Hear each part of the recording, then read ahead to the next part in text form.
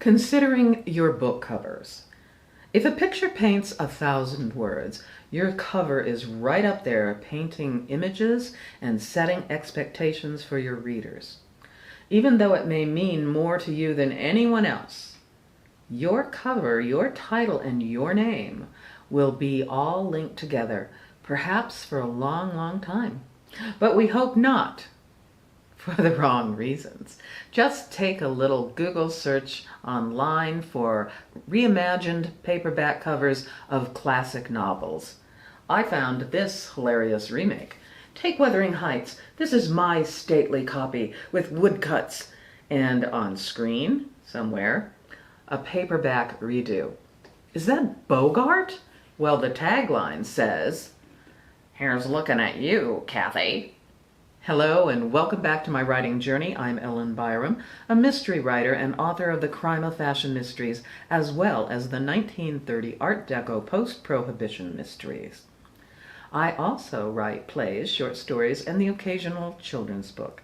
If that sounds good to you and you see this on YouTube, please like and subscribe to my channel. It helps. I don't understand the reasons why, but the algorithm is very persnickety. Or you can watch this on my Facebook page and a few other sites I post from time to time. I don't offer the usual information on writing, 10 steps to success. I address issues that rise from this writing endeavor. Sometimes they're emotional, sometimes personal, sometimes political, but not today. So check out my videos and follow along on this journey.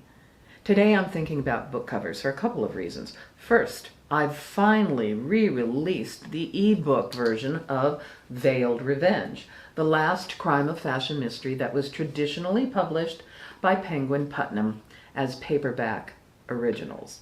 Now, all of my books in the Crime of Fashion series are current and available in ebook form. Veiled Revenge will be in trade paperback soon. When I regained the rights to my Crime of Fashion series and decided to republish and continue the series, it was the perfect time to rethink the covers. And Bob, my editor and designer, and coincidentally my husband, and I came up with some objectives for the reissued covers. With traditional publishers, I often have the feeling they simply want to make that book look like everybody else's book in a category, and they hope it will sell. They'll shovel it out there. That's why we see all of these covers that are crayon colored with a face and big glasses or sunglasses. Like Where'd You Go, Bernadette? That was one of the first. And the early cover for Lessons in Chemistry is another. Often the writer has no say in the cover.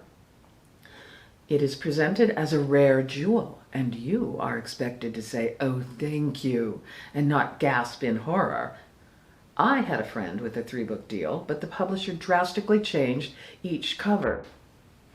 Note, this is not a good idea. The first cover was awful, the second was a little better, the third was simply confusing, and none of it was cohesive. By that time, readers had no idea what to look for. Her contract for that series was not renewed. Now you want consistency in the look, something that ties all the books together, like a through line ties the plot. Also, when you get your rights back, you do not have the rights to the original artwork, though I guess in some cases the publisher will let you buy it, which is really adding injury to insult. However, when you republish your books, you want them to have a unique look, something that says you, and it can get expensive, depending on which way you want to go. Whether working with an artist, buying photographs from services like Shutterstock or Dreamtime or Getty, or buying fill-in-the-title artwork. And I know some writers just say, well, I just do my own covers, and more power to you. Back to my covers and what we were aiming for. First of all, they should be eye-catching and grab your attention, like Killer Hair. We decided they should be vivid and photoreal rather than cartoonish. They should also reflect the mystery, humor if possible, and fashion or style described inside the book, and generally speaking, feature something personal to a woman: her face, her shoes, her jewelry, her outline. However, we did deviate from that in Grave Apparel. I'll talk about that later.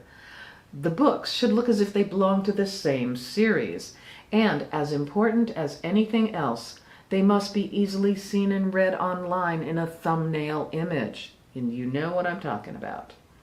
Let's talk about how we redesigned my Crime of Fashion covers. Our redesigned cover for Killer Hair was all that I had thought of all along. Something just like this, that it should have masses of gorgeous locks and a bit of intrigue. And I love this book. However, this was the book that Penguin put out. When I first saw it, I thought, oh my God, Judy Jetson gets a haircut. It was a matte finish, but Penguin couldn't really decide between matte and glossy covers for the series. It varied. I'm a glossy fan myself, and all my republished books are glossy. And as a side note, I can't stand the texture of a lot of today's covers with that sort of rubberized feeling. I won't buy them, and I won't buy the magazines with that icky feeling. Now, Designer Knockoff is okay.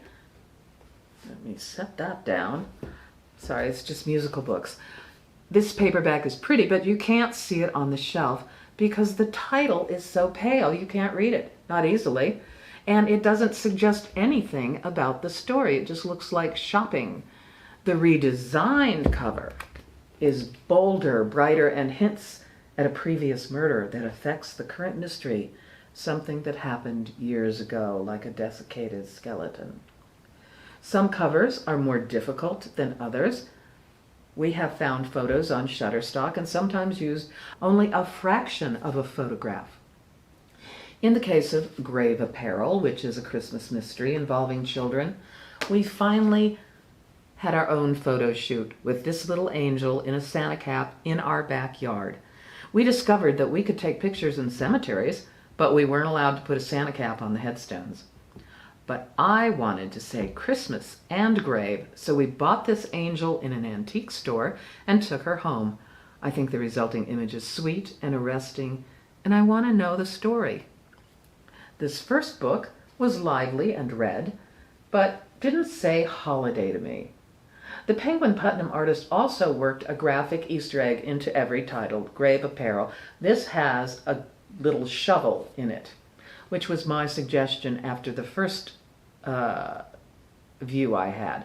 I had to step in because the first cover put a broken hanger into the title. Apparently, they are unaware that a broken hanger is and has long been a symbol of backstreet abortions. I let them know it would send the wrong message in a book that was not about abortion, but a holiday. I was extremely grateful they changed it and listened to me for a change. Now, Raiders of the Lost Corset was another blue cover by Penguin. I was wary of too many covers in the same colors because readers might think, oh, I read the blue one, and they gave me 3 or 4 blue covers. This is the traditional paperback version. The book is about the hunt for one of the corsets worn by a Romanov princess. This is our reissued book, eye-catching. And though it was the subject of a title fight between me and my then editor, I won the fight. And even though she said Raiders of the Lost Corset won't sell, it did go into multiple printings. My most recent reissues are Death on Heels and Veiled Revenge. Like all this mixing action, look closely at the new cover on the screen. It's going to be on the screen, of Veiled Revenge, and it has a little Easter egg. These 2 books proved to be challenging to find the right images because of location and or subject matter. We didn't want to go for the obvious, and I think we achieved that. This is the reissue of Death on Heels. Now, feel free to buy any of my new books for their covers and frame them. I won't mind. It would be a compliment. And soon, in a few weeks, I may discuss the work that is going into my next cover for These Crooked Things, the second book in my Art Deco mysteries. We are in discussion with our artist who provided the artwork for Crooked Tales for 2. And if you have any thoughts or questions about covers, let me know. After all, I'm only one writer, and I have friends who are traditionally published who reissued their books and found unique ways to republish with great new covers. That's all I have for today, and I will see you next time. Bye.